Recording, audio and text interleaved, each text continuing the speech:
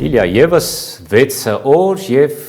Հայաստանի Հանրապետության թոշակառուները կստանան այդ երանելի 10,000 դրամ ավելացված թոշակը,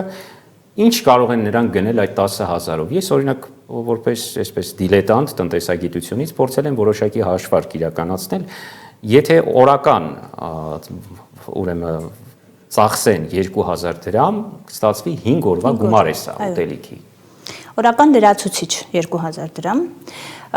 լրացուցիչ կարելի է ձեռք բերել օրինակ 2 կիլոգրամ միս, տարբեր ապրանքախմբերի մասով կարող ենք հիմա ասել ինչ կտա այդ 10,000 դրամը լրացուցիչ սպառողին, բայց իրականում բոլորիս էլ հասկանալի է, որ դա որևէ կերպ ճիշտ եւ օբյեկտիվ հաշվարկ չէ,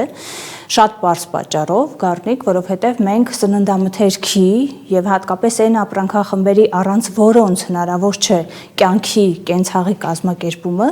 համատարած թանկացումներ ունենք, ընդ որում բավական արագ թանկացումներ։ Օրինակ փետրվարի պաշտոնական վիճակագրությամբ, այսինքն մենք դրան ունենք հաջորդած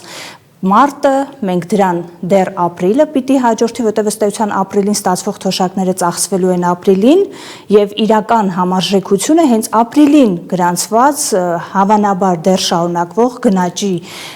հետ համեմատած պիտի կատարենք, ինչի հավանաբար, որտեղ դրա նախադրյալները կան, դրա մասին խոսել է նույն կենտրոնական բանկը, օրինակ Մերձավոր Արևելյան զարգացումների համատեքստում մեր երկրում կանխատեսվում է 1.2-ից 1.7% լրացուցիչ գնաճ, այսինքն արագացում եղած ֆոնին, գումարած նույն այդ կենսաթոշակների ավելացումը, որը ամեն դեպքում որոշակի լրացուցիչ պահանջարկ է ենթադրում, դա եւս որոշակի գնաճային, այսպես ճնշման առիթ է հանդիսանալու, եթե մենք այսպես սննդամթերքի նորից հիշեցնեմ, դեռ փետրվարյան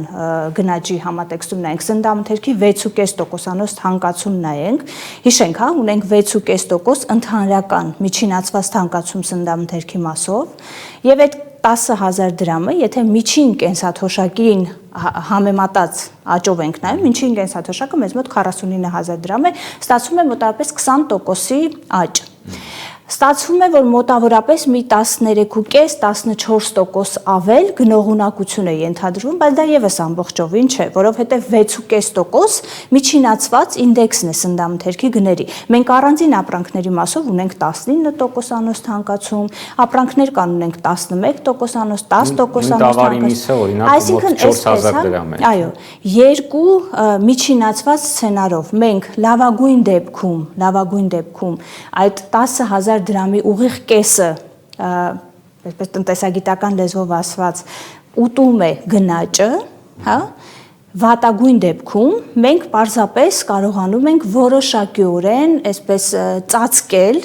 գնաճի հետևանքները, այսինքն իրական անվանական եկամուտ չէ, որպես իրական եկամուտ փաստացի 10,000 դրամը սպառողին հանրությանը չի ավելացնում իր եկամուտը, չի ավելացնում գնողունակությունը, բայց ես ցավով պիտի նորից հիշեցնեմ, որ խոսքը վերաբերում է դեռ փետրվարյան գնաճի հետ այդ համեմատությունների եւ մենք դեռ 2 ամիս շարունակական հավանական գնաճի ներքո ենք, ինչը ենթադրում է, որ ել ավելի մեծ թանկացումներ են լինում այդ ընթացքի մեջ ենք եւ չի բացառում, որ մենք պարզապես հերթական անգամ այդ լրացուցիչ 10,000 դրամով նորից չծածկվեն սպառողի առաջին անհրաժեշտության ծախսերն ամբողջովին։ Մի հանգամանք էլ ու երևի թե ամփոփեմ, այդ ամենը, եթե այսպես առաջնորդվենք լավագույն սցենարով կամ որ որոշակիորեն կրճատվում է անվանական եկամուտը կամ գոնե այն սցենարով, որ ծածկելու է, այդ գնաճի հետ կապված բոլոր վնասները, դա եւս ընդունելի է, որովհետեւ գնաճի պարագայում ինդեքսավորումը ընդունելի հասկացություն է, բայց այն դեպքում, եթե ես դու մնացածը վստահ լինենք, որ այդ ինդեքսավորումը մեկ անգամյա,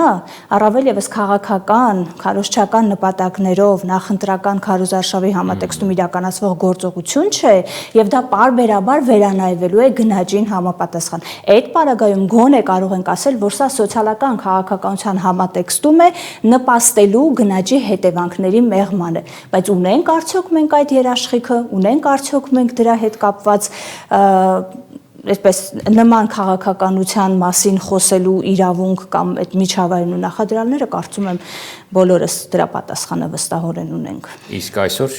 ինչի մասին ես խոսելու։ Այսօր կխոսեմ այս իրականությանը զուգահեռ Հայաստանի տնտեսական ակտիվության բավական բարձր աճի մասին, փորձելով նաև հասկանալ, թե ինչի արդյունքում է այդ ակտիվությունը պահպանվում բարձր մակարդակում։